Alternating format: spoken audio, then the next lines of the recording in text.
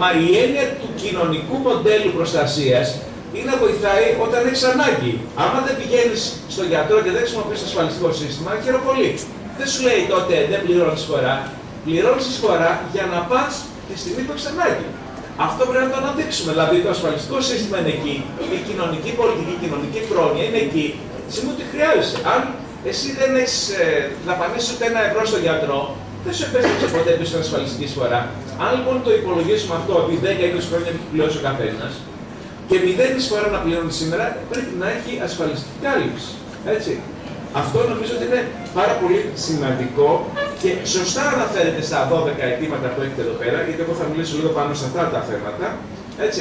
Δηλαδή, αυτά τα δύο, πρόσβαση όλων σε ένα σύστημα υγείας θα είναι αποτελεσματικό και δίκαιο. Και δεύτερον, ανεξάρτητα αν κάποιος πληρώνει τώρα τις φορές ή όχι, θα πρέπει να εξασφαλίσει άλλους ανθρώπους.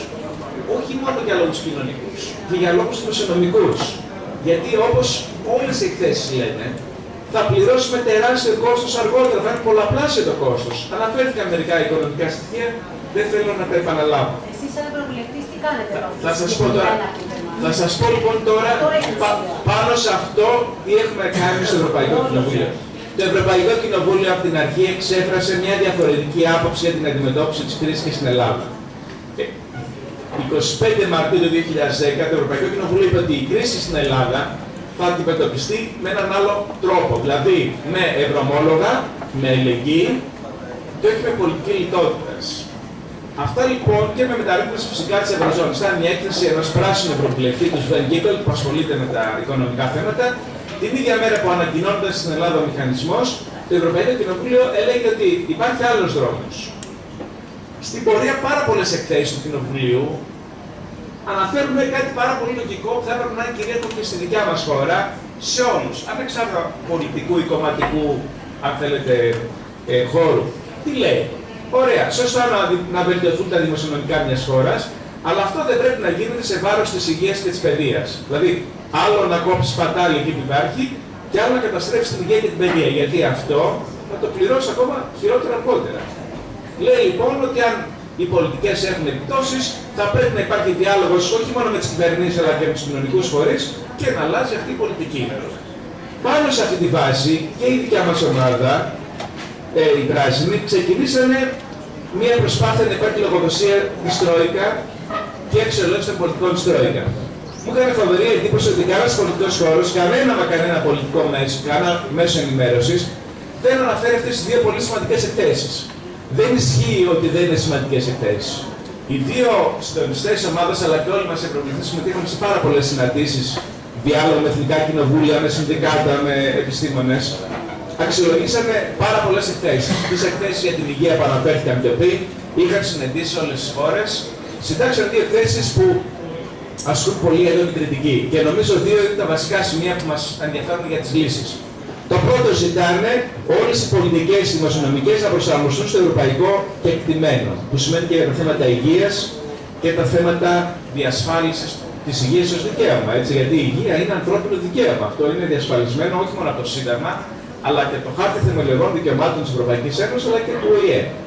Άρα λοιπόν, αυτό που ζητάει το Κοινοβούλιο με μεγάλη πλειοψηφία είναι να ενσωματωθεί ο Χάρτης Θεμελιωδών Δικαιωμάτων, άρα και τα θέματα της πρόσβαση στην υγεία, σε όλες τις πολιτικές που εφαρμόζονται στις χώρες της κρίσης. Αυτό λοιπόν είναι επίσης ένα θέμα το οποίο πρέπει να διεκδικήσουμε. Όμως έχει καλυφθεί και από τα μέσα ενημέρωσης και από την κυβέρνηση και από όλους. Έτσι λέει. Και ένας λέει το αυτονόητο ότι είναι υποχρεωμένη η Κομισιόν να είναι ο θεματοφύλακας αυτών των αρχών και να πιέσει και μέσα από την Τρόικα αλλά και παντού να εφαρμοστούν αυτά τα πράγματα. Τώρα, νομίζω ότι μπορούμε να σχολιάσουμε και μερικά άλλα πράγματα, που επίσης η κοινωνία νομίζω θέλει να τα θέσει. Εάν είχαμε πρωτογενές πλεόνασμα, εγώ πιστεύω ότι είναι εικονικό, γιατί όταν υπάρχουν ελλείμματα 60 δις στα ασφαλιστικά ταμεία, 300.000 άνθρωποι δεν παίρνουν σύνταξη για να εμφανίζεται πλεόνασμα, και όταν έχουν τόσους ανέρους δεν παίρνουν κανένα επίδομα και δεν έχουν υπηρεσίες υγείας, τι πλεόνασμα είναι αυτό, υποκρισία είναι. Αλλά ας πούμε ότι είχαμε πλεόνασμα. Τι θα έπρεπε να γίνει? Να διασφαλιστεί ότι όλοι έχουμε πρόσβαση στην υγεία. Το πρώτο που θα έπρεπε να είναι. Να διασφαλιστεί ότι επανέρχονται στην εργασία αυτοί που είναι άνεργοι. Αυτό είναι ένα μοντέλο το οποίο έπρεπε να υπάρχει, έτσι. Τώρα χρησιμοποιούμε σωστά τα ευρωπαϊκά εργαλεία. Παράδειγμα, υπήρχαν χρήματα από το Ευρωπαϊκό Κοινωνικό Ταμείο, το οποίο αφορά παρεμβάσεις και αυτές που στάνε εδώ. Δηλαδή θα μπορούσαν στοχευμένα, αντί να υπάρχει αυτό η λεγόμενη κοινοφελής εργασία που είναι ένα ψηλοεπίδομα σε κάποιους ανθρώπους για 5-6 μήνες, αυτό το 2.700 που παίρνουν, θα μπορούσε να χρησιμοποιηθούν χρήματα από το Ευρωπαϊκό Κοινωνικό Ταμείο, τα οποία θα ενίσχυαν το σύστημα υγείας και για τους ανασφάλιστους. Ένα πολύ μικρό ποσό συζητιέται ότι θα δοθεί από εκεί πέρα, αλλά αν πράγματι υπάρχει πρόβλημα στο σύστημα υγείας, θα έπρεπε να χρησιμοποιηθούν πόροι από το Ευρωπαϊκό Κοινωνικό Ταμείο. Θα έπρεπε επίσης να πάνε πόροι κατά προτεραιότητα στο σύστημα υγείας από άλλες πηγές εισόδων. Να σας αναφέρω ένα πράγμα που δεν θα δυσκόλευε τη ζωή μας. Εάν εμείς κάναμε παραγωγή ενέργειας από ανανεώσιμες πηγές και αυτό γίνονταν από συνεταιρισμούς ή από τοπικές μικρομεσαίες επιχειρήσεις, θα μπορούσαν να εξασφαλίζονται τουλάχιστον 1-2 δισεκατομμύρια για τα ασφαλιστικά συστήματα. Συγγνώμη, εμένα το ηθικό μου έχει πέσει με τον λόγο σας. Πρέπει να το καταθέσω. Εντάξει, αφήστε με. Μου λέτε τι θα έπρεπε να έχει γίνει. Λέω τι πρέπει να κάνουμε. Για αυτό τον λόγο εδώ. Θα έπρεπε να έχει γίνει. Με συγχωρείτε πολύ, κύριε Ευρωβουλευτά. Μπορώ να σας πω. Θα έπρεπε να έχει γίνει. Δεν έγινε. Και τώρα προτάσει. Λύση. Αφήστε να ολοκληρώσετε. Επί της ουσίας, όχι για Αυτό που σας λέω αυτό που σας λέω, δηλαδή να διεκδικήσουμε, να είναι όλοι ασφαλισμένοι, είναι ξένος λόγος. Αν το θεωρείτε ότι είναι ξένος λόγος, εντάξει. Ναι, αλλά δεν το διεκδικούμε όμως. Το διεκδικούμε. Δεν θα πρέπει να πεθάνουν 30.000 άτομα για να γίνει κάτι μετά τις εορτής. Το θέμα είναι να προηγηθεί κάτι. Εντάξει, στο διατάφτα παρακαλώ. Στο διατάφτα, κοιτάξτε, εγώ προσπαθώ να σας πω ότι ως πολίτες πρέπει να διεκδικήσουμε πράγματα. Το γνωρίζουμε. Ο χρόνος μας είναι πολύτιμος. Ο χρόνος είναι Αν δεν θέλετε, πολύτιμος. μπορώ να μην σας μιλήσω. Αν δεν έχετε Εγώ κάτι δεν άλλο. ήρθα εδώ πέρα να σου πω τι έχω κάνει εγώ, γιατί θα μπορούσα να σας κάνω λόγο. Δεν θέλω να κάνω αυτό το πράγμα. Λέω, δεν είναι θεωρίες, είναι εργαλεία τα οποία μπορούμε να χρησιμοποιήσουμε. Δεν άκουσα εργαλείο. Περιμένω να γράψω εργαλεία. Μην κάνουμε όμως ερωταπαντήσεις στους ομιλητές. Κοιτάξτε, εάν έχουμε 2 εκατομμύρια ανέργους, αν έχουμε 2 εκατομμύρια ανασφάλιστους σήμερα, τα 2 εκατομμύρια ανασφάλιστοι, μια ηλεκτρονική petition, μια ηλεκτρονική διακήρυξη να υπογράφανε 2 εκατομμύρια άνθρωποι, θα ήταν σάλος στην Ευρώπη. Ξεκινήστε. Λέω, φυσικά λέω, αυτά σας πω τώρα. Λοιπόν, λέω, υπάρχει καμπάνια που γίνεται πανευρωπαϊκά που λέει Vote for Health. Εγώ την έχω υπογράψει και πάρα πολλές οργανώσεις και φορείς την υπογράφουν. Σας λέω ότι είναι λίγοι Έλληνες. Την υπογράφουν πάρα πολλοί άλλοι, αλλά λίγοι Έλληνες. Θα σας δώσω τα στοιχεία αυτά. Λέω λοιπόν, να πρακτικά πράγματα. Να πρακτικά πράγματα. Τώρα μην κάνουμε διάλογο. Αφήστε τον άνθρωπο να τελειώσει. Πρακτικά πράγματα. Λοιπόν, επίσης εδώ πέρα, πιστεύω ότι αυτό θα πρέπει να το έχετε ζητήσει από όλα τα πολιτικά κόμματα, τα 12 σημεία, να τοποθετηθούν. Όλοι οι υποψήφοι, δημοτικοί σύμβουλοι, περιφερειακοί σύμβουλοι, δήμαρχοι, περιφερειάρχες και ευρωβουλευτές, εάν το δίνατε να το πάρουν στο email τους ή στο χέρι τους, θα είχατε 100.000 ανθρώπους και θα λέγατε το υποστηρίζετε και μετά εσείς που θα πάτε να ψηφίσετε θα λέγατε αυτός το υποστηρίζει ή δεν το υποστηρίζει. Αυτό είναι ένα δυνατό εργαλείο, γιατί αλλιώς με ποιο κριτήριο ψηφίσουμε. Λέμε λοιπόν, να είναι ένα δεύτερο πρακτικό εργαλείο, έτσι. Όλοι ο καθένας μπορεί να πάει με αυτό το χαρτί και να λέει είναι λογικότατα αιτήματα. Δηλαδή θα έπρεπε αυτά σήμερα, όχι απλώς εμείς να estάμε εδώ, να μοιραστούν ηλεκτρονικά κτλ. Ευχαρίστως να βοηθήσω και εγώ ή και η ομάδα μου να φτιάξουμε, αν δεν υπάρχει, ένα ηλεκτρονικό site και να ζητάμε από όλους να μπουν μέσα. Υπάρχει αυτό το petition που σας λέω, γίνεται ηλεκτρονικά πλέον, δεν χρειάζεται να πάτε σε όλους. Αλλά στέλνετε στο κάθε ένα και λέτε μπείτε και υπογράψτε και το όνομά σας θα εμφανίζεται, η απουσία σας επίσης θα εμφανίζεται. Έτσι. Λέω επίσης, έχουν γίνει πράγματι πολλές προσφυγές νομικές και στο ευρωπαϊκό επίπεδο και στο εθνικό επίπεδο έχουν γίνει. Και από δήμους είμαι ένας από αυτούς που, επειδή είμαι και περιφερειακός σύμβουλος, το έθεσε και υπάρχουν δήμοι που έχουν ασκήσει προσφυγή νομική για την απουσία υπηρεσιών υγείας στα νησιά. και βέβαια και πολλοί άλλοι. Αυτό λοιπόν πρέπει να ενδυναμώσει στη βάση των δικαιωμάτων των πολιτών στην υγεία. Έτσι, πέρα από όλα τα άλλα. Λοιπόν, το θέμα της διαγραφής του χρέους. Επίσης πρέπει να υπάρξει, νομίζω ότι έχει υπάρξει όμως προσφυγή ήδη αυτό το θέμα, γιατί ενώ διαγράφονται τα χρέη των ποδοσφαιρικών ομάδων ή μεγάλων επιχειρήσεων, ενώ έγινε κούρεμα των αποθηματικών, χρεώνονται οι άνθρωποι που δεν έχουν να πληρώσουν, και αυτό είναι πολύ σημαντικό. Δηλαδή, εδώ δεν έχουμε πλέον μια αδιαφορία στο να πληρώσει κάποιος τις φορές του, αλλά έχουμε αδυναμία. Άρα είναι σημαντικό θέμα, το οποίο νομίζω σε ευρωπαϊκό επίπεδο, και να βοηθήσω και εγώ να το αναδείξουμε, δεν μπορεί να γίνεται διαγραφή χρέους 107 δις που αφορά, τέλος πάντων, ό,τι αφορά, και να μην γίνεται διαγραφή των προστίμων. Γιατί δεν μιλάμε διαγραφή της εισφοράς, έτσι, και εδώ εσείς πώς το λέτε, είναι διαγραφή του προστίμου. Σε μια στιγμή που ο άλλος δεν έχει πληρώσει. Διαπιστωμένο αυτό. Δηλαδή ότι έχουμε 3 εκατομμύρια ανθρώπους που δεν μπορούν να πληρώσουν, όχι ότι δεν την κοπανάνε και δεν πληρώνουν, έτσι. Λοιπόν, επίσης, πολύ σωστό το σημείο 7 ότι δεν πρέπει να μεταβιβάζονται τα χρέη του ασφαλισμένου, γιατί νομίζω ότι σήμερα υπάρχει μια μεγάλη ψυχολογική πίεση, όχι μόνο στους ανθρώπους που είναι και είχαν μια επιχείρηση, αλλά και στα παιδιά μας, τα οποία πρέπει να σηκώσουν όλο το βάρος του χρέους, των χρεών, έτσι τους φορτώνουμε το δημόσιο χρέος και τους φορτώνουμε και προσωπικά χρέη. Κοίταξε, εγώ νομίζω ότι όλα αυτά χρειάζεται λίγο καλύτερη ευρωπαϊκή καμπάνια. Όσες φορές έχω ενημερώσει, γιατί εμένα δεν με έχουν παρουσιάσει ποτέ τα μέσα ενημέρωση, οποιοδήποτε μέσο ενημέρωσης, οποιασδήποτε εκδηλώσεις για την υγεία έχουμε κάνει εδώ πέρα με τους ανθρώπους που παρουσίασαν τις εκθέσεις εδώ στην Ελλάδα. Με φορείς από όλη την Ευρώπη τα θέματα υγείας, για τα θέματα των φαρμάκων και εναλλακτικής λύσης στα φάρμακα. Έτσι. Όλα αυτά τα πράγματα που έχουν γίνει εδώ και στο Ευρωπαϊκό Κοινοβούλιο δεν έχουν παρουσιαστεί ποτέ. Και πιστεύω ότι υπάρχει μια τεράστια διάθεση αλληλεγγύης σε ευρωπαϊκό επίπεδο. Όπου έχω μιλήσει και σε μέσα ενημέρωση και σε οργανώσεις και σε δίκτυα, έχουν διάθεση να βοηθήσουν. Αλλά πρέπει να τους βοηθήσουμε να καταλάβουν ποιο είναι το πρόβλημα. Προτείνω αυτό το κείμενο να μεταφραστεί στα αγγλικά μαζί με ένα εισαγωγικό με στοιχεία, τα πραγματικά στοιχεία που υπάρχουν. Εγώ το έχω κάνει, αλλά εντάξει, άλλο το προσωπικό, άλλο ο σύλλογος να το κάνει ο σύλλογος. Το έχω στείλει σε πάρα πολλές χιλιάδες ανθρώπους έξω. Και να ζητάμε την πίεση στις κυβερνήσεις τους. Προσέξτε, οι αποφάσεις που έχουν ληφθεί είναι αποφάσεις που πήραν οι κυβερνήσεις. Δηλαδή η κυρία Μέρκελ, ο κύριος Σαρκοζή, δεν ξέρω, τότε ο κύριος Παπανδρέου, ο κύριος Σαμαράς. Σε αυτές πρέπει να ασκήσουμε την πίεση. Άσχετα δεν είναι δανειστές. Το γεγονός ότι οι δανειστές δεν συνεπάγεται ότι πρέπει να επιβάλλουν όρους οι οποίοι είναι απάνθρωποι. Άρα, μόνο αν εξασφαλίσουμε συμμαχίες από τους πολίτες στις χώρες τους, τότε θα μπορέσουν να πιέσουν την κυβέρνηση.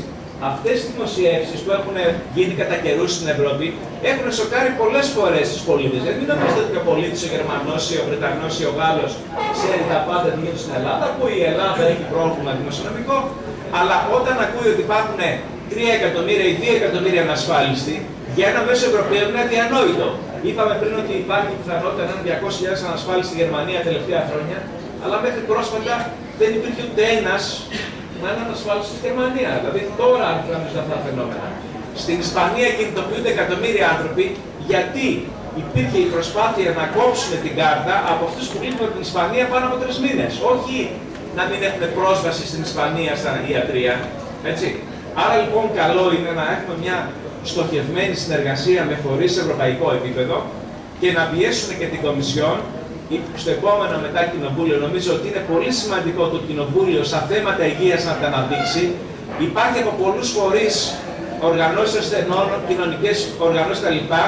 Μια προσπάθεια να ξεκινήσει μια ευρωπαϊκή πρωτοβουλία πολιτών για τα θέματα υγείας. Ακριβώς για να διασφαλιστεί αυτό το δικαίωμα που στάμε εδώ πέρα. Δηλαδή, να διασφαλιστεί από την Ευρώπη με ευρωπαϊκούς πόρους η πρόσβαση όλων στο σύστημα υγείας.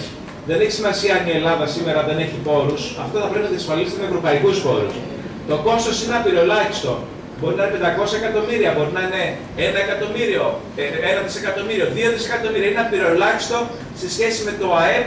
Έτσι, 120 δισεκατομμύρια είναι η απώλεια εσόδων στην Ευρώπη λόγω της διαφθοράς. 120 δισεκατομμύρια. Άρα λοιπόν το να δοθούν 1-2 δισεκατομμύρια, 5 δισεκατομμύρια για να υπάρχει ένα σύστημα υγείας για όλους, δεν είναι κάτι το οποίο σήμερα είναι σοβαρό σε επίπεδο ευρωπαϊκό.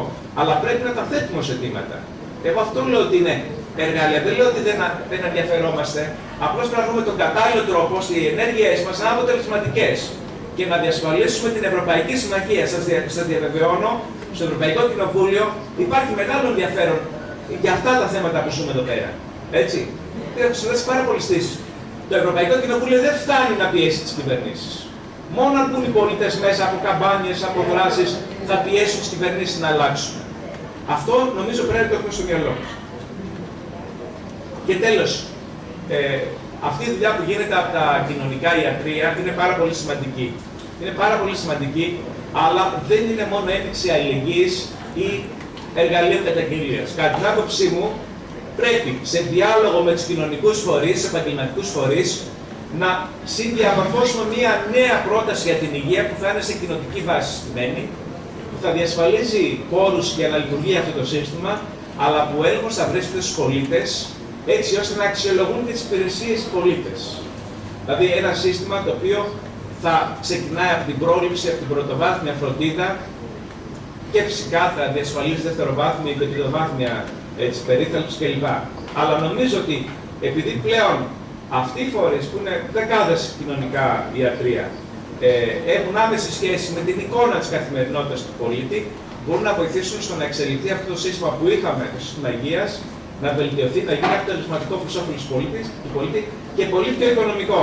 Κοιτάξτε, εντάξει, δεν έχω δει οικονομικά στοιχεία, αλλά με απειροελάχιστα μέσα κάνουν μια σημαντική δουλειά που αν την κάνανε το παλιό μοντέλο θα ήταν τεράστιο το κόστος, έτσι δεν είναι, κύριε Βίσκα? Κάνετε μια δουλειά που εάν την κάναμε με το παλιό μοντέλο μπορεί να ήταν και 100 φορές το κόστος αυτό το πράγμα. Που σημαίνει λοιπόν. Εισφορά του λαού γίνεται. Βεβαίως με την εισφορά, αλλά λέω κοιτάξτε όμως, το τελικό αποτέλεσμα είναι οικονομικά με την εισφορά, με τη συνεισφορά των πολιτών. Αλλά λέω ότι το σύστημα αυτό λειτουργεί αποτελεσματικά, παρέχει υπηρεσίες, φέρνει αποτέλεσμα με 1/50, 1/100 του κόστους που έχουμε φτιάξει ένα γραφειοκρατικό σύστημα αποτελεσματικό. Λοιπόν, πρέπει να το αλλάξουμε από τα κάτω προς τα πάνω για να γίνει όντως πράξη αυτό που λέμε όλοι εδώ πέρα. Εμείς οι πολίτες να κυβερνάμε, μην να διακυβερνάμε τη χώρα, αλλά να γίνει με ένα ρεαλιστικό τρόπο και οργανώνοντας την κοινωνία μας. Όχι απλώς με τη διαμαρτυρία. Αυτό λοιπόν ήθελα να κλείσω ευχαρίστως να. Σε ερωτήσεις να απαντήσω. Δύο λεπτά. Επειδή το τρέχουμε, δεν έχουμε πάρα πολύ χρόνο. Να σας πω μόνο ένα στοιχείο που πρέπει να ξέρετε. Στο Ευρωπαϊκό Κοινοβούλιο ψηφίσαμε να υπάρχει ένα ποσό 500 εκατομμυρίων ευρώ για να πάει στην Ευρωπαϊκή Τράπεζα Επενδύσεων και να παίρνουν ρευστότητα οι τράπεζες που να φτάνει η ρευστότητα μετά στις μικρομεσαίες επιχειρήσεις. Δυστυχώς, ακούστε λίγο. Και αυτό είναι θέμα διεκδίκησης από τους μικρομεσαίους. Προσέξτε, ενώ οι τράπεζες παίρνουν τη ρευστότητα, οι κανόνες που έχουν πει είναι προ-κρίσης. Δηλαδή λέει, και το ξέρετε καλά εσείς, εάν χρωστάτε, εάν έχετε ασφαλιστικές φόρες που δεν έχετε πληρώσει τα λοιπά, δεν μπορούν να πάρετε ακόμα και ευρωπαϊκά προγράμματα. Το 80% των προγραμμάτων που θα έπρεπε να πηγαίνουν στους μητεροδεξαίους δεν απορροφώνται γιατί λέω να διεκδικήσουμε να αλλάξουν οι κανόνες. Εσείς είστε σε εξουσία. Ναι, αλλά λέω εμείς είμαστε σε εξουσία. Εγώ είμαι από ένα μικρό κόμμα, να διορθώσω και το τίτλο που λέγεται Πράσινη Αλληλεγγύη, Δημιουργία, Οικολογία. Κόμμα όμως, κομματιάζω. Η ομάδα των πράσινων είναι το 8% στο Κοινοβούλιο. Κομματιάζω. Μην διακόπτω παρακαλώ. Πιστεύω λοιπόν ότι μόνο μαζί με τους πολίτες, μαζί με τους κοινωνικούς φορείς και με την οργάνωση των πολιτών μπορούμε να πετύχουμε από κοινού πράγματα και αλλαγές. Μακάρι να ήμασταν εξουσία να κάνουμε άλλα πράγματα. Εγώ δεν λέω αυτό το πράγμα. Εγώ λέω μαζί σήμερα, ανεξάρτητα από τα ποσοστά μας, να δουλέψουμε σε ό,τι μπορούμε να συνεισφέρουμε και ό,τι μπορείτε να κάνετε εσείς, να κάνουμε μαζί και με άλλες χώρες. Δεν λέω μόνο με το δικό μας πολιτικό χώρο. Έτσι, αυτό λέω να κάνουμε μαζί για να διεκδικήσουμε αλλαγές από τα κάτω προς τα πάνω. Ευχαριστούμε πάρα πολύ. Όταν κάνουμε break, θα μιλήσει ο Δημήτρης για 3 λεπτά. Μετά ο κύριος Φλωράς και οι δικηγόροι για ενημέρωση. Έτσι, όποιος θέλει να πάρει καφέ οτιδήποτε, βγαίνει έξω, ξαναμπαίνει μέσα, συνεχίζουμε γρήγορα. Ευχαριστούμε που ήρθατε, που σας ακούσαμε. Ήταν πολύ ωραία. Θα πούμε πάρα πολύ σημαντικά. Θα έχουμε χρόνο για ερωτήσεις. Ναι, γι' αυτό το τρέχουμε για να έχουμε χρόνο για ερωτήσεις. Έχετε πάρει πολύ χρόνο όμως εσείς. Γεια σας, καλησπέρα σε όλους. Είμαι ο Δημήτρης Κυρίτης, για όσους δεν με ξέρετε. Συμμετέχω σε αυτή την προσπάθεια από την αρχή, ό,τι έγινε ήμουν και εγώ μέσα. Είχα πολλά πράγματα να πω, αλλά επειδή έχουμε θέμα χρόνου, θα τα συμφωνήσω σε 3 λεπτά. Αυτό που θέλω να κατανοήσουμε όλοι είναι ότι ό,τι συμβαίνει είναι βάση σχεδίου, δεν είναι τυχαίο, δεν έχουμε να κάνουμε με άχρηστους πολιτικούς, με ανίκανους. Όλα είναι βάση σχεδίου. Όταν έχουμε έναν Γεωργιάδη, ο οποίος είπε μέσα στη Βουλή το κόστος του ανασφάλιστου είναι 800 εκατομμύρια, και όταν επιλέξανε να δώσουν 525 εκατομμύρια από το περίφημο ψεύτικο πλεόνασμα, αυτό ήταν επιλογή θανάτου. Δηλαδή, επιλέξαν εκείνη τη στιγμή, εσείς πεθάνετε, εμείς θα δώσουμε 525 εκατομμύρια στους στρατιωτικούς. Ό,τι και αν έχει κάνει η κυβέρνηση, δείχνει ότι δεν υπάρχει καμία περίπτωση να βοηθήσει την κατάσταση. Αυτό είναι ρεαλιστικό. Δεν πρέπει να έχουμε ψευδαισθήσεις ότι θα μας βοηθήσουν. Πρέπει όλοι μαζί να ενωθούμε, να οργανωθούμε, να συντονιστούμε. Εμείς σαν σύλλογος γίναμε σύλλογος για να προσφύγουμε συλλογικά σε ευρωπαϊκά και ελληνικά δικαστήρια, για να μπορέσουμε να διεκδικήσουμε νομικά πρώτα, αλλά και ακτιβιστικά στη συνέχεια, γιατί θα χρειαστεί και αυτό. Δυστυχώς είμαστε κλάδος που ποτέ δεν ήμασταν ενωμένοι και τώρα καλούμαστε να ενωθούμε. Είμαστε ο τελευταίος κλάδος. Συγγνώμη, είμαστε ο τελευταίος κλάδος που έμεινε ανοργάνωτος τελείως. Η λέξη συνδικαλισμός είναι άκυρη πλέον, δεν πρέπει καν να χρησιμοποιείται στη σημερινή μας. Αλλά όπως και να έχει, πρέπει να συντονιστούμε, να γίνουμε όλοι μία γροθιά, άσχετα από πού είμαστε. Και τέλος, θέλω να κλείσω λέγοντας ότι η σημερινή μερίδα, καταρχήν να ζητήσω από όλους την επίοικιά σας, γιατί είμαστε άσχετοι με το κείμενο. Πρώτη φορά οργανώνουμε κάτι τέτοιο και ζητούμε επίοικια για ό,τι έχει γίνει, ειδικά με τον χρόνο που έχουμε φύγει από τον χρόνο τελείως. Από εκεί και πέρα όμως, το σημαντικό είναι ότι οι ίδιοι ομιλητές τώρα θα το ακούσουν. Είναι συμβολική η κίνηση που βλέπουμε σήμερα. Έχουμε συγκεντρώσει, και χαίρομαι πάρα πολύ που έχουν έρθει και από άλλες κινήσεις, έχουμε συγκεντρώσει τις δυναμικές κινήσεις που έχουν γίνει εναντίον του ΑΡΕ. Πρώτα απ' όλα όμως βάζω το θέμα της υγείας, που συμβολίζει την αλληλεγγύη στον συνάνθρωπο.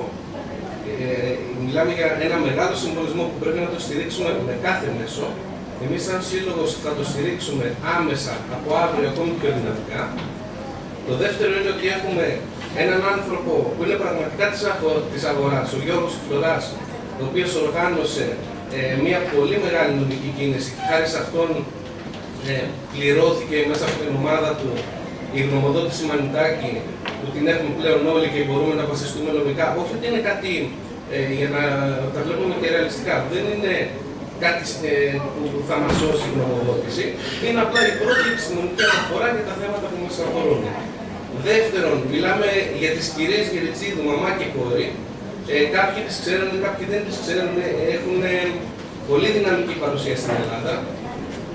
Έχουν πετύχει πάρα πολλά πράγματα και είμαστε δίπλα τους. Χάρη σε αυτές, κάναμε κάποιες τροποποιήσεις στο καταστατικό του Συλλόγου για να δείξουμε ότι είμαστε άνθρωποι αγνοί, δεν θέλουμε κανένα κόμμα μέσα στο Σύλλογο και αυτό που θέλουμε είναι, εμείς είμαστε με όλη την κοινωνία. Θέλουμε τα κόμματα να είναι με εμάς και όχι εμείς με τα κόμματα. Όποιος θέλει να βοηθήσει, πολύ ευχαρίστως, έμπρακτα θα δείξει ότι κύριοι κάνουμε αυτό και ο κόσμος είναι νοήμων. Θα στηρίξει τις θετικές προσπάθειες. Από εκεί και πέρα, τα δύο σημαντικά πράγματα που βάλαμε μέσα στο καταστατικό ήταν πρώτον, έλεγχος των οικονομικών του ταμείου από όποιον και αν ζητηθεί όταν είναι μέλος του Συλλόγου.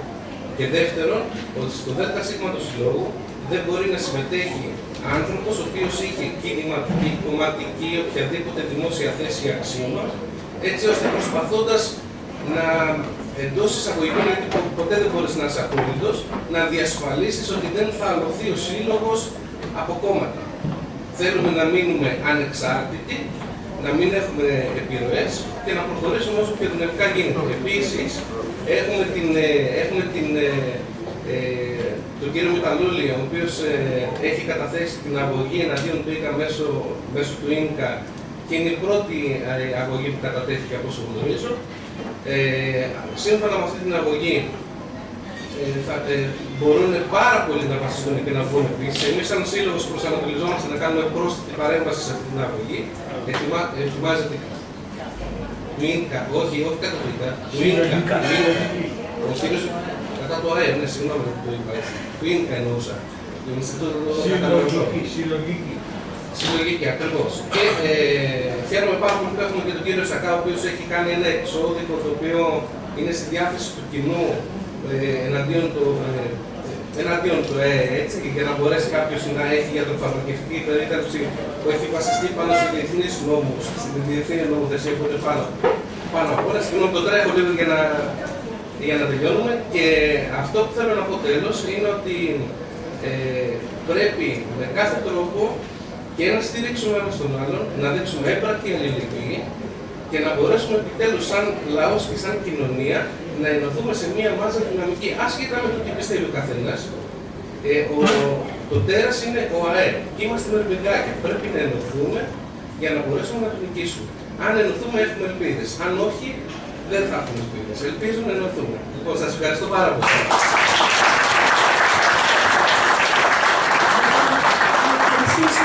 Τον κύριο Βίχα, τον κύριο Χριστοφορίδη, τον κύριο Χρυσόγελο, να τους αποδεσμεύσουμε για να πάρουν σειρά οι υπόλοιποι. Θα κάνουμε τώρα. Εντάξει. Ευχαριστούμε πάρα πολύ.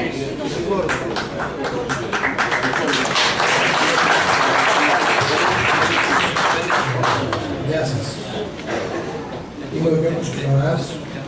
Θα ξεκινήσω λίγο άσχημα. Θα σας διαβάσω ένα email που έλαβα χθες το απόγευμα. Χθες πήγαμε με τον δικηγόρο μου την απόφαση των ασφαλιστικών μέτρων που κερδίσαμε κατά του ΑΕ και την έστειλα με μια τεράστια χαρά σε κοντά 1.500 ανθρώπους σαν και εμάς, οφειλέτες του ΑΕ περισσότερο. Ανάμεσα σε αυτούς άνθρωποι με σοβαρά προβλήματα υγείας.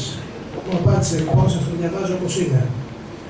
Σας εύχομαι ζωή σε εσάς, διότι έχασα την αδελφή μου, λέει το όνομα, 49 ετών μητέρα 3 παιδιών, του ενός ανηλίκου, ακόμη και γιαγιά, και την Τετάρτη 11 Μαΐου θα έχω το 40ημερο μνημόσυνο από το θάνατό της.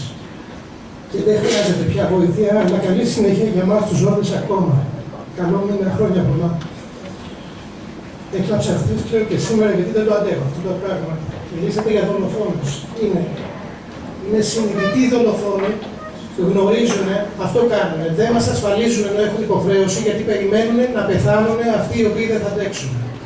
Και αυτό γιατί με βάση τα μαθηματικά της Τρόικα και την αποδοχή αυτών των ανθρώπων εισαγωγικά, έτσι θα γλιτώσει ο ΑΕ από τεράστια χρέη στο μέλλον. Έτσι θα σωθεί ο ΑΕ με το θάνατο το δικό μας. Μίλησε και ο κύριος Χρυσόγελος για κίνηση εναντίον. Για ενημέρωση, συγγνώμη. Με εθελοντική προσπάθεια μαζέψαμε 7.800 emails όλων των βουλευτών της Ευρώπης. Έχω μαζέψει 50 ανθρώπους, εγώ από το χώρο των ξένων γλωσσών, για μεταφράσεις. Τους έστειλα ένα email σε 11.000 άτομα και προσφερθήκαν. Για να κάνουμε τι? Για να ενημερώσουμε ακριβώς τους βουλευτές, δηλαδή τους εκπροσώπους του λαού στις χώρες. Και όχι τις Βρυξέλλες ή την Τρόικα που ξέρουμε όλοι τι γίνεται.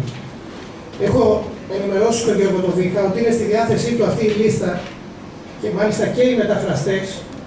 Σε 5 γλώσσες θα μεταφράζουμε αυτά που θέλουμε να πούμε απευθείας στον αυστριακό εκπρόσωπο του αυστριακού πολίτη. Για μένα είναι αδιανόητο ο αυστριακός πολίτης να μου λέει ότι θα μου δώσει ιδανικά για να με σώσει, μόνο αν πεθάνει η κυρία 49 ετών. Δεν υπάρχει αυτό. Αυτό είναι το συμφερόντων, δεν ξέρω ποιοι είναι, αλλά είναι σίγουρο. Αυτή λοιπόν η λίστα και αυτή η επικοινωνία ελπίζω να μας δώσει αυτό που μακάρι να υπάρχει. Λοιπόν, παραλείπω τις θεωρίες και πάω στο διατάφτα, αυτό που περιμένουμε όλοι για το θέμα του ΟΕΠ και οι όλους μας. Το θέμα λοιπόν είναι τι κάνουμε. Με όλη την γνώση που έχω, σας λέω ότι υπάρχει λύση. Βεβαίως υπάρχει λύση. Τώρα μιλάει για αυτό. Πρώτη προϋπόθεση είναι να δράσουμε.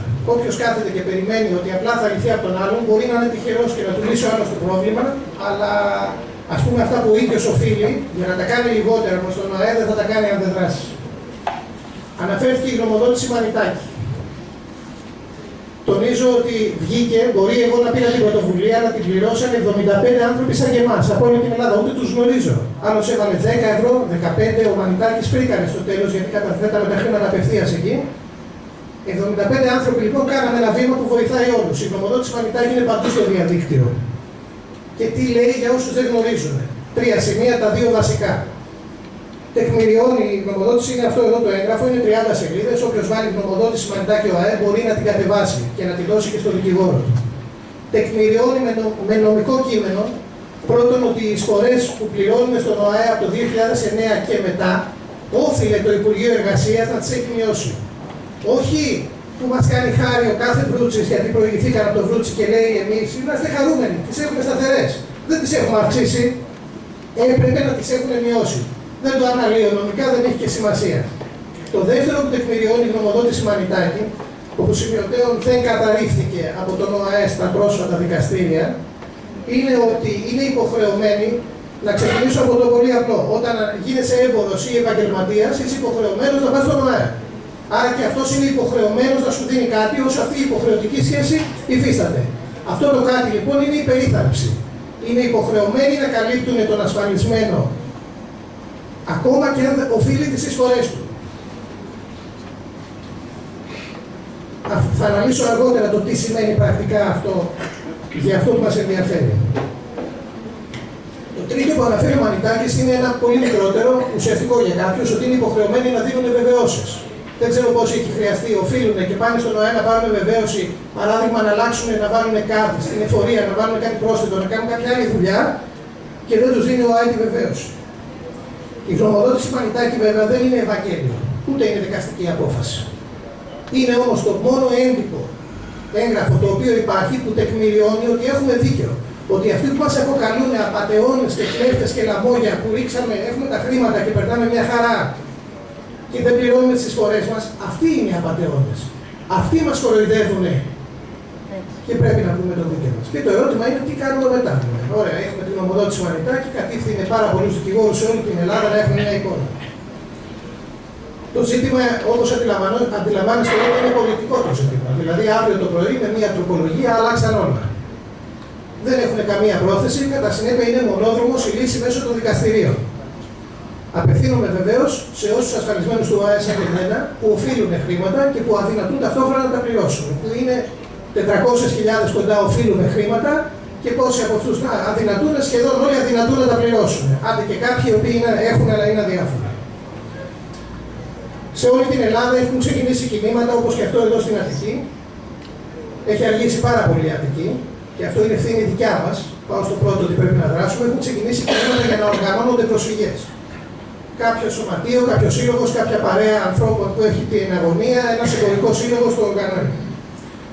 Τι σημαίνει προσφυγή καταρχήν? Η προσφυγή είναι η διαφωνία μας σε σχέση με τον ΟΑΕ. Δεν θα πω τα νομικά, θα προσπαθήσω να τα αποφύγω γιατί έχουμε εδώ έγκριτους δικηγόρους που μπορούν να σας τα πούνε και με την αξιοπιστία του δικηγόρου. Η προσφυγή λοιπόν πάμε και λέμε στο δικαστήριο, κύριε δικαστά, μου λέει ο ΟΑΕ του χρωστάω 21.000. Δεν του χρωστάω 21.000, του χρωστάω λιγότερα. Γιατί ρωτάει ο δικαστής? Πρώτα απ' όλα, από το 9 έπρεπε να έχω πληρώσει λιγότερα λεφτά για τις εισφορές της σύνταξης. Όχι επειδή απλά το λέει ο Μανιτάκης, το λέει, θα το εμπλουτίσουν και οι δικηγόροι και θα πούμε στο δικαστή ότι ήταν υποχρέωση του Υπουργού Εργασίας να το μειώσει. Άρα από τα 21.000, ας πούμε εκεί ότι θα είναι 3-4.000 λιγότερα συν τους τόκους. Διαφωνώ επίσης με τις χρεώσεις του ΟΑΕ, γιατί μου χρέωνε περίθαλψη, αλλά δεν μου την έδινε. Όχι μόνο πλέον γιατί το λέει ο Μανιτάκης, γιατί το είπε και ο δικαστής στο τριμελές στην Πάτρα που κερδίσανε την πρώτη δίκη και επιβεβαίωσε ο πρώτος δικαστής στο πρώτο δικαστήριο ότι έχουμε δίκιο και 29 του μήνα βγήκαν και τα δικά μου ασφαλιστικά μέτρα που ζήτησα ιατροφαρμακευτική περίθαλψη. Εγώ χρωστάω 21.000 στον ΟΑΕ και μου την έδωσε ο δικαστής. Γιατί αποδέχεται τη θεωρία του Μανιτάκη ότι είναι υποχρεωμένοι να με καλύπτουν ανεξάρτητα ότι εγώ οφείλω. Τι σημαίνει λοιπόν αυτό νομικά? Βάζω το δικό μου παράδειγμα για να το κάνω νούμερα, το οποίο όμως είναι πάντα κατά προσέγγιση. 21.000 εγώ χρωστάω 4 χρόνια χοντρικά. 4 χρόνια 1.000 μου χρέωνε το χρόνο για περίθαλψη, αλλά δεν μου την έδινε. Πήγαινα εγώ ζήταγα και μου έλεγε δεν σου δίνω. Βάλτε και τους τόκους. Βγάλαμε και ένα 6.000 από τα 21 που διεκδικώ ότι δεν τα χρωστάω στον ΟΑΕ. Και στα δύο που ανέφερα είναι και οι τόκοι. Οι οποίοι τόκοι από την πλευρά τους μας χρεώνει ένα επιτόκιο ΟΑΕ το οποίο Εγώ τουλάχιστον στη δική μου προσφυγή διαφωνώ. Είναι ένα πολύ ψηλό επιτόκιο σε σχέση με αυτά που αναγνωρίζει η δικαιοσύνη και ζητάω να μου το μειώσει. Δηλαδή, ζητάω το χρέος μου να το κάνει ακόμα λιγότερο.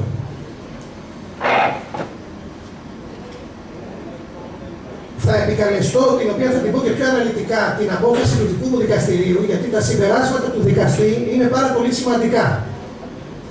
Όλοι ξέρουμε ότι για να μπορέσουμε να πληρώσουμε τις υποχρεώσεις μας πρέπει να πάμε στη ρύθμιση με την ονομασία νέα αρχή. Το δικό μου το εισόδημα, με το δικό μου το εισόδημα, για να μπω στη ρύθμιση, θα έπρεπε να βγάζω 2 φορές τα χρήματα μόνο για να πληρώνω τη ρύθμιση. Αυτό λοιπόν κατά την πολιτεία μας είναι σωστό, δεν είναι όμως κατά τη δικαιοσύνη. Ήδη λοιπόν το αποδέχτηκε, δεν γνωρίζω ακριβώς τις Πάτρας, θα μας μιλήσουν αργότερα. Στη δικιά μου την υπόθεση θα δημοσιοποιηθεί σημειωτέων, θα την έχουν όλη αυτή την απόφαση, όλη η Ελλάδα θα την πάρει στα χέρια της για να μπορεί να την κάνει χρήση. Τι είπε ο δικαστής?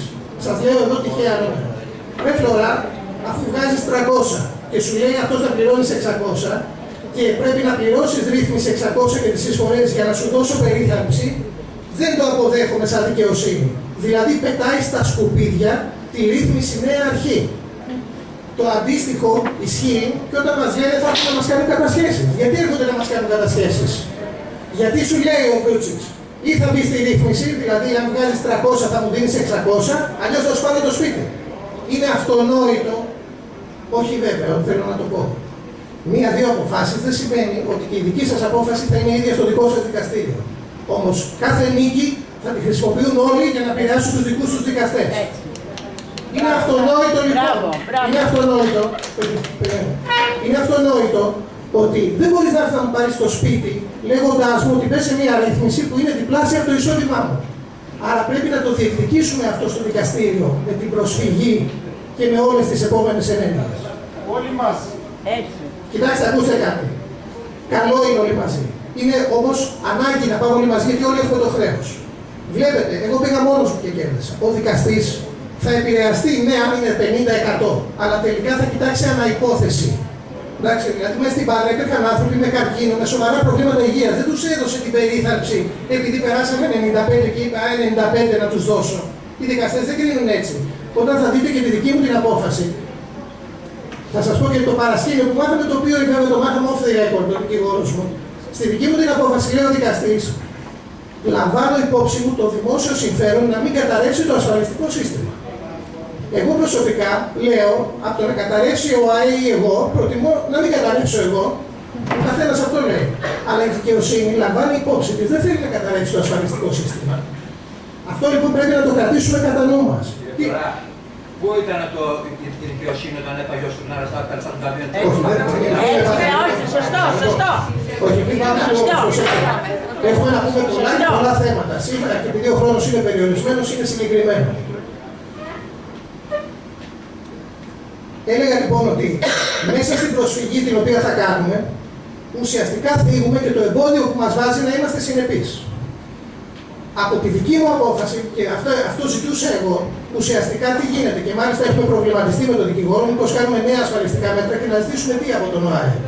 Εγώ κύριε τόσα βγάζω.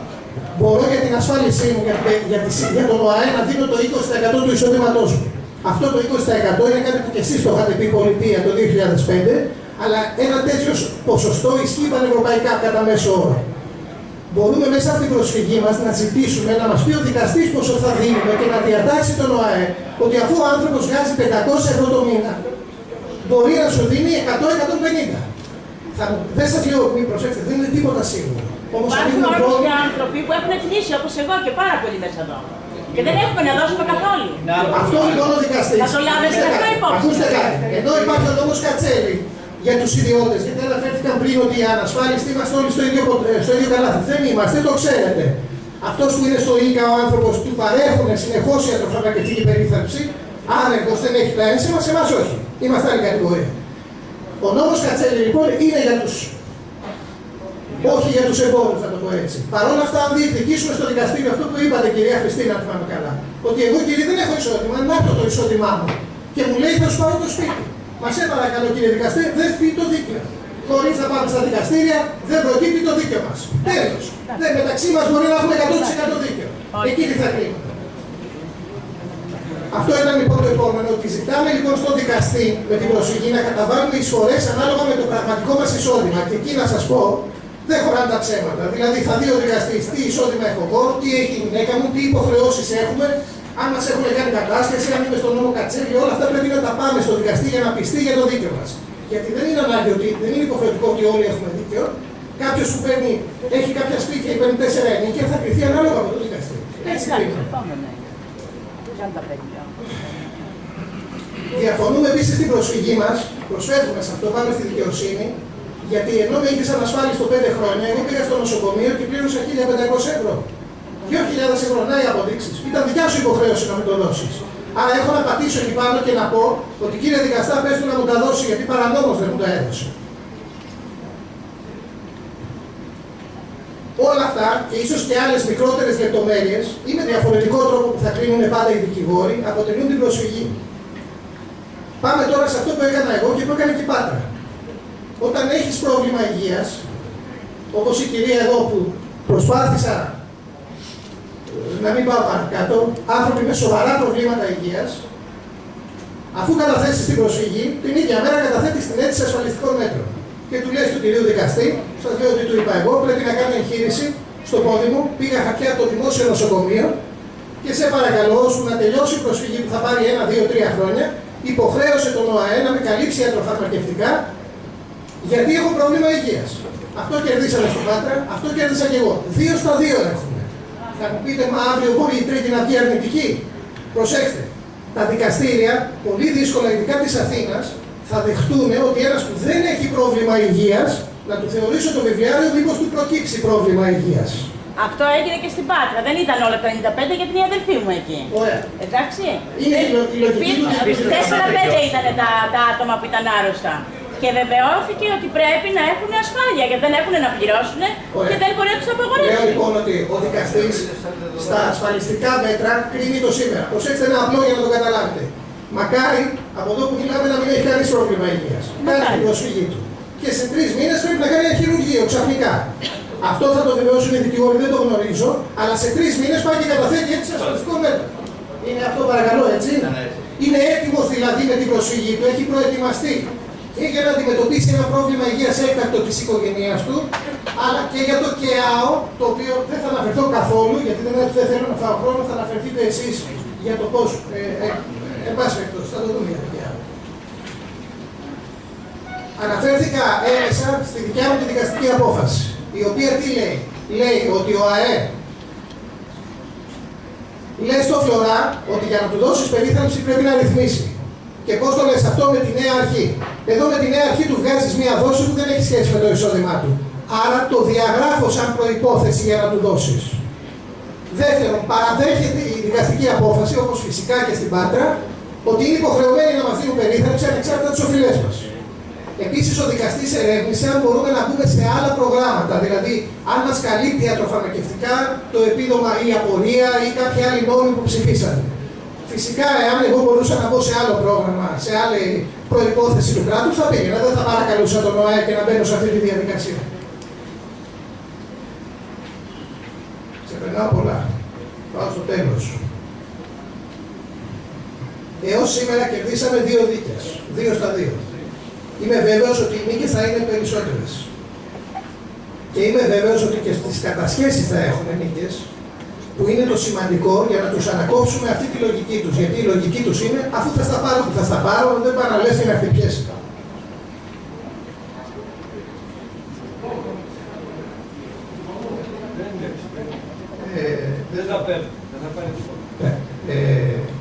Θα κλείσω ως εξής. Καταρχήν να διευκρινίσω κάτι, ότι επειδή έχουμε πίεση χρόνου, θα μιλήσουν οι δικηγόροι που είναι και πλέον αρμόδιοι, αλλά και μετά το τέλος, όποιος θέλει κάτι που εγώ μπορώ να βοηθήσω, μπορούμε κάτω έξω σε ένα οποιοδήποτε έχει και ωραίο χώρο έξω από το Δημαρχείο να μιλήσουμε, γιατί θα μας διώξουν αναγκαστικά εδώ. Εγώ δεν έχω θέμα χρόνου. Θα κλείσω λοιπόν λέγοντας το εξής, ότι οι απατεώνες δεν είμαστε εμείς, είναι αυτοί. Και εγώ τους χαρακτηρίζω επισήμως και με νομικούς όρους απατεώνες, εγκληματίες και ληστές. Και όταν λέω αυτοί είναι ξεκάθαρο. Όποιοι είναι αυτοί, η πολιτική ηγεσία σήμερα που είναι απατεώνες, Καταρχήν είναι ληστές γιατί μας παίρνουν παραπάνω από όσα πρέπει. Σημειωτέων ότι σε μένα που οφείλω με χρεώνουν, δεν τα έχω δώσει, αλλά αυτός που τα έχει δώσει, επίσης τις εισφορές από το 2009 του έχουν χρεώσει παραπανίσχυση. Σύμφωνα με τη λογική Μανιτάκη. Είναι απατεώνες, συγγνώμη, επιτρέψτε μου. Είναι απατεώνες γιατί μας στέλνουν στο δικαστήριο για ποινικό αδίκημα με ψεύτικα στοιχεία. Λένε ότι ο Φλωράς χρωστά 21, δεν χρωστά 21 και είναι η γνώση τους. Όλα είναι η γνώση τους, είναι δεδομένο. Είναι απατεώνες γιατί λένε στο ΚΕΑΟ κάνουν κατάσχεση για χρέος που δεν είναι πραγματικό.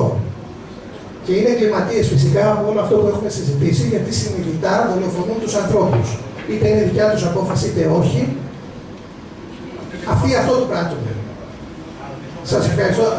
Να σας πω μισό λεπτό. Αφήστε να μιλήσουν και οι δικηγόροι, γιατί αν είναι για τα νομικά ζητήματα. Είναι ακριβώς το συγκεκριμένο σημείο. Με βάση την προσφυγή που αναφέρατε, θα διεκδικείτε και το ποσό το επιπλέον σύμφωνα με το πόρισμα Μανιτάκη. Αυτό ανέφερα. Εγώ στην προσφυγή μου, ό,τι λέει ο Μανιτάκης το επικαλούμε. Δηλαδή ότι έπρεπε να είχαν μειωθεί αυτά που μου χρεώσανε. Παρ' όλα αυτά, ας πάνε συγκεντρωτικά, έχουμε πίεση χρόνου. Ας μιλήσουν οι δικηγόροι και αν υπάρχουν κάποιες ερωτήσεις νομικού περιεχομένου, ας γίνουν όλες μαζί. Σας ευχαριστώ πολύ.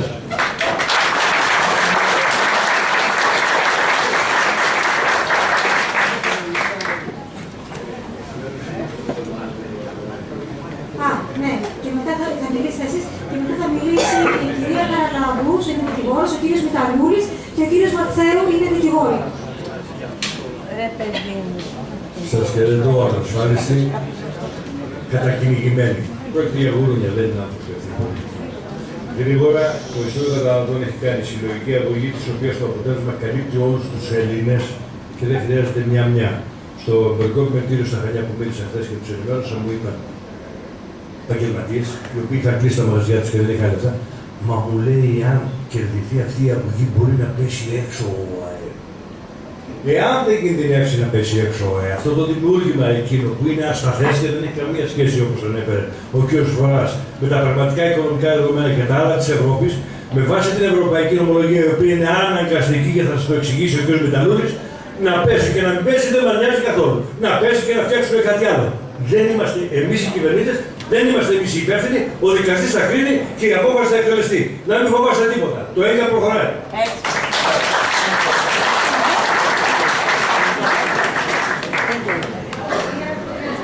Γεια σας. Λέγομαι Ευαγγελία Χαραλάμπους, είμαι δικηγόρος της Αθήνας.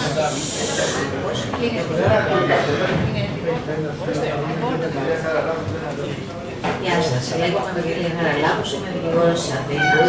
Χαίρομαι που έχετε μια τόσο καλή και μεγάλη πολυπληκτή συγκέντρωση. Αυτό σημαίνει ότι έχετε συνειδητοποιήσει το πρώτο βήμα για την κατάκτηση της ελευθερίας σας από αυτά που σας βασανίζουν.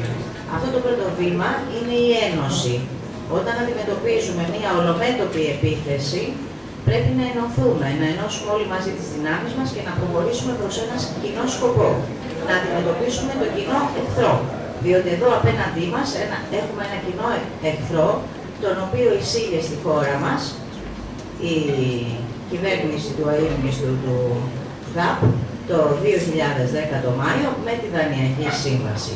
Αυτό που ζείτε σήμερα σαν ασφαλισμένη, παύλα ανασφάλιστη ΟΑΕ, είναι τα αποτελέσματα της Δανειακής Σύμβασης, με την οποία παραχωρήσαμε όλες τις ασυλίες της εθνικής μας κυριαρχίας, θέσαμε τη χώρα μας υπό την κατοχή ξένων δυνάμεων, οι οποίες διευθύνουν αυτή τη στιγμή το διοικητικό κομμάτι, έχουν τη διοίκηση στα χέρια τους, γι' αυτό έχουμε επιτρόπους στα Υπουργεία, έχουν το νομοθετικό κομμάτι, μας εφοδιάζουν με τσουβάλια νόμους κάθε μέρα, που δεν προλαβαίνουμε ούτε να τους διαβάζουμε οι δικηγόροι, και επίσης και βεβαίως και οι βουλευτές δεν τις διαβάζουν και γι' αυτό το βγαίνουν και το λένε και ανέστητα στην τηλεόραση και δεν προλάβουμε να το διαβάσουμε και τους αφορούν, δεν πειράζει, δεν τους αφορά αυτό.